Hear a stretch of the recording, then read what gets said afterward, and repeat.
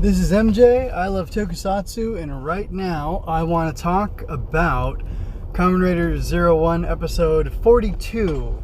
This is MJ Loves Toku 67. So, this episode is a big deal, I would think. At least it should be held as one. But let's, before we start talking about it too much, let me get into the details of who worked on it.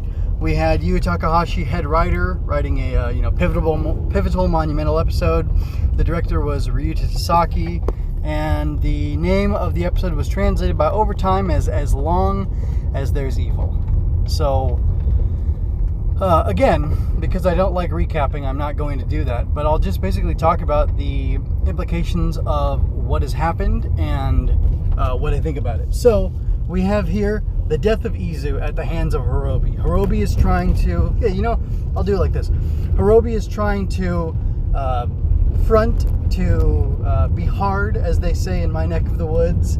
He's trying to assure himself and assure Izu that he does not have a heart, because she keeps saying that Humagears do have a heart. Humagears and humans can live together in peace. That he's seen the worst of humanity. He's been shown the worst of humanity from the Arc, and that she's been shown the best of humanity from Aruto Hiden, and together they can help him to see that humans aren't terrible, that humanity has greatness within them, and she knows that Humagears have a greatness within them as far as, I guess you could say, a beauty in their souls, so to speak, and in their hearts, and that he can be seen, he can be shown that, and then he can live that truth, that reality. Just as she's seen it from all these different perspectives. And he's having none of it. He doesn't want to do that, and he shoots her with his attache arrow, and kills her. She dies in Aruto's arms, much like his father had died in his arms. His father died protecting him from the Daybreak Town incident that Horobi was instrumental in, along with, all of Metsubo Jinrai, so to speak. And now Horobi has once again killed somebody who Aruto was so close to, who Aruto had the chance to make smile and tell jokes with and things like that, and it's different, or that parallels with the fact that he never got to spend enough time with his dad in order to make him smile and to joke with him and for him to share his sense of humor. You get what I mean. He shared it with him, but he didn't share it with him. So, Aruto's had that opportunity with Izu. So, we don't know what's happened to his mother. Maybe he sees her as a sister, but she's in a role similar to his father, but filling a role different from his father, or I guess embodying, she could be like a mother maybe, or a sister. But regardless, his interactions with her are familial in nature. And she knew Koronosuke Hiden, his grandpa, so that just increases the familial relationship between them. So basically, Horobi has been instrumental in the death of his father and in the death of his sister, who both moved and acted to protect him from the attacks of Metsubo Jinrai and Horobi specifically. So, that's very interesting. As a fallout of that, Azu comes along and offers Aruto this, I don't know, is it Arc One key? Is that what it's called? And then he becomes Kamen Rider Arc One. He essentially becomes an evil Kamen Rider. At the end of the episode, we get to see them talking, and he's suffering and going through all this pain, but he's got his girl, he's got his assistant there helping him out and talking to him, encouraging him to do what he does, much as Izu had encouraged him to, do his lofty, benevolent goals. Now we have Azu here, calling him Lord Arc and encouraging him to follow through on all these evil things that he should do. And it was interesting to me, his big powerful attack that he hurt a bunch of people with was saying, I think it was like fear, anger, hatred, and despair, or something like that. And he used that attack where he leveraged his fear, anger, despair, and hate, and used that to hurt everybody else. He broke everybody out of their transformations, and ultimately he left them all after having defeated Horobi. And it's a little unclear to me why he didn't kill Horobi then and there, but At least I don't remember that he killed Horobi.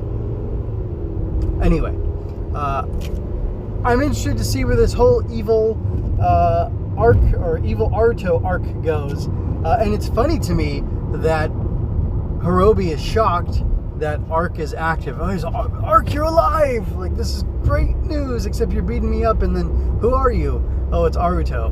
So, he had wanted to use the Humagear, which were the legacy of Hiden, in order to effect the extermination of mankind.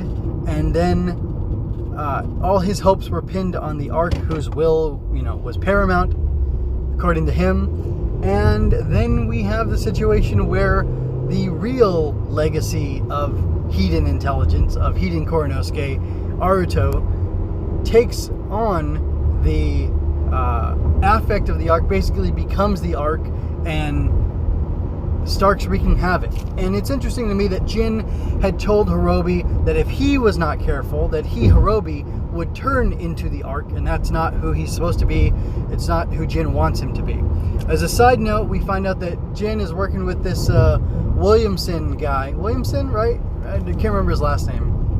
Anyway, but he's working with somebody who's from another division, I guess, of Zaya, which was surprising to me. I would have assumed, or I did assume, that Zaya Enterprises was its own business that was started by the young man, or the not-so-young man, and I would have assumed, or I did assume, that he was the only guy in charge there, but it turns out he wasn't, and that one of his people was working with Jin, and that's pretty interesting to me. I wonder where that's going to go. I'm going to ignore that for a minute. Let's set that aside for now, except for I think it's funny that he's been moved over to Thouser Division, and he'll do whatever Zaya Corporation needs him to do, or Zaya Enterprises rather needs him to do. So, I don't know, kind of an interesting turn to see him stop being the main villain of the show, sort of have a face turn, and then almost immediately be stripped of a bunch of power and put into a subordinate position by somebody who came in from the side and who is now over him. So that's kind of fun. So Jin was scared that Horobi was going to become Arc. Jin had been befriended by Aruto in some dimension, and they were working together. Aruto had fought to save Jin on many occasions, and now he is suddenly Arc.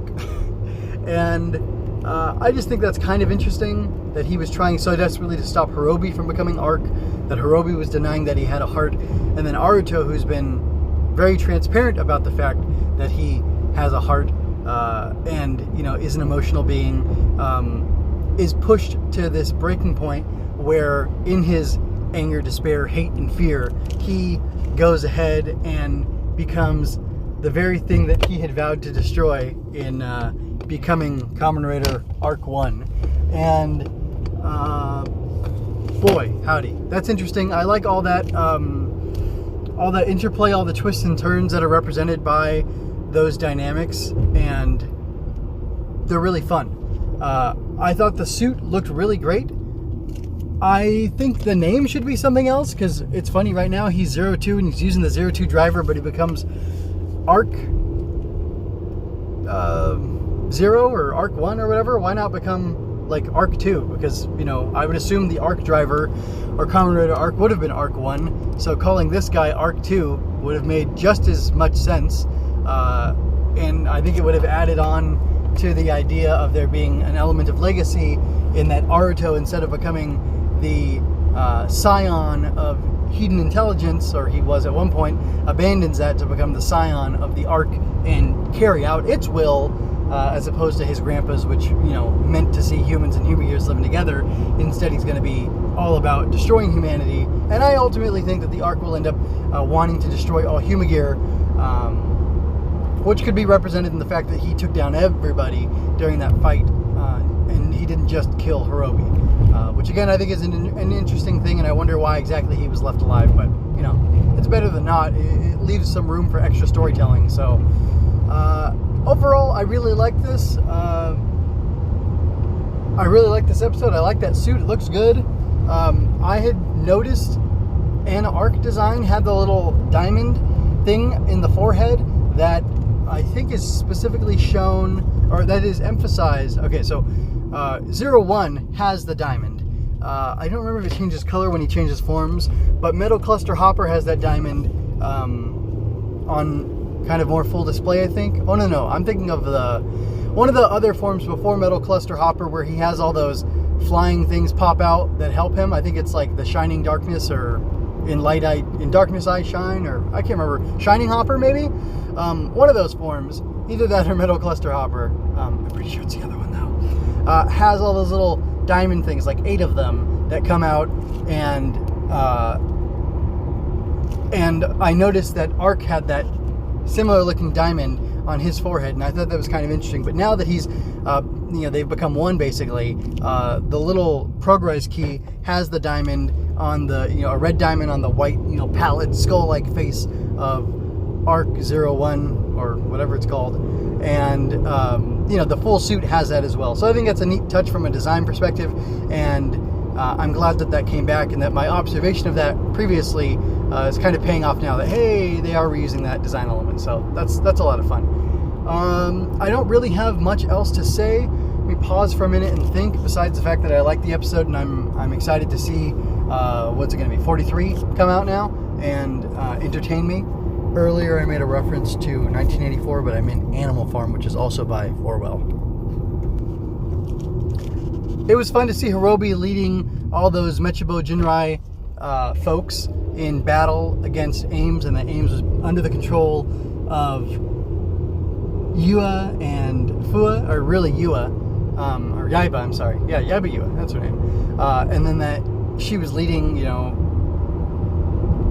she was leading all of Ames, including Fua, and that's a lot of fun. But really, I feel like this was more of a transitional episode, more of a setup. The only thing I have to say, and the thing that surprised me the most, was the beginning of the episode, 2 observations. It was very sudden and very out of the blue, although I guess it turned out to be a simulation, or like a dream or nightmare that Izu was having. So I guess that's interesting.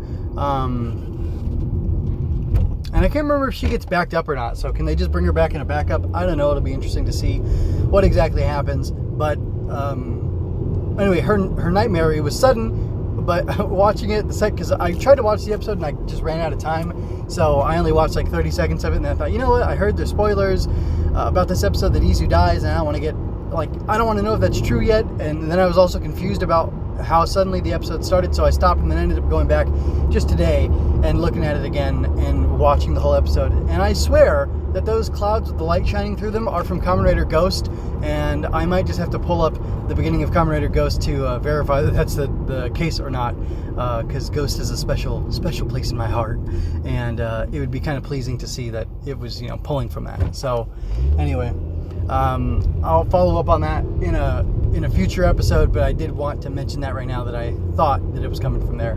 So that's really all I have to say. So I'm going to go ahead and get out of here, and look forward to the next episode of Kamen Rider 01. If you enjoyed this, like, comment, and share to help me grow. Don't forget to subscribe to keep current with each release. Chat with me on Twitter at MJ_scribe. Visit mjmunoz.com/podcast to find the multiple feeds in which I analyze Star Wars, tokusatsu, comics, and more. Visit mjmunoz.com/support for links to my Redbubble and Coffee pages, so you can help keep me doing the things I do. Thank you so much for your time and attention. Until next time, be well, and remember, you don't have to shout henshin to be a hero.